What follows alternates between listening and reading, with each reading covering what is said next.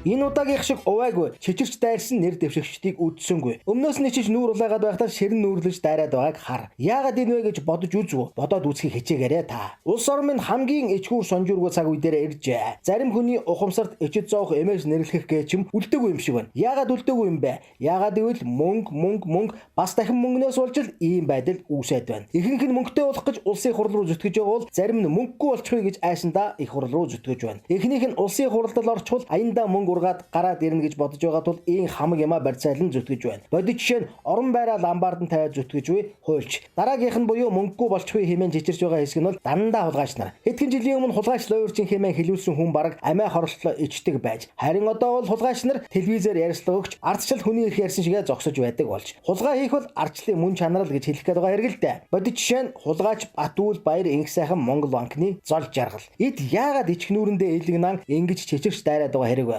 Ердөө л хулгайлж авсан мөнгөө хураалгачихъя, хураалгаа зогсохгүй шоронд орчихъя гэсэн айдас нь тэднийг ийм ичхүүргүй улаан цагаандаа гарсан шившгүүд болгожээ. Аль нь ч байсан Монголын төр дампуурсан байна. Хулгайч нар нь улам ихийг хулгайлах гэж улсын хурал руу зүтгэж байхад хулгай нь баригдсан яллагдагчид шоронд орохгүй тулд их хурал руу зүтгэцгээж байна. Тэр бүхэл хулгай хийгээд баяжиж болдгийг мэдсэн хуульчид хүртэл бөөнөрөө их хурал руу зүтгэлээ. Төрийн ордон бол хулгайчдын үүр болжээ гэдэг нь үүгээр нотлогдно. 76 дээр нэмэх нь 208 хулгайч. Бүгд хулгайн дон шүүгэлсэн. Бүгд хулгайгаар баяжиж болно хэмээн бодсон хулгайд дурлагчид. Монгол төр бузарчээ. Хулгайчид, хулгайд дурлагчид, хулгайчийг шүтэн бишрэгчдийн цуваа гарын үсэг цуглуулсаар төрийн ордон руу ханарч явна.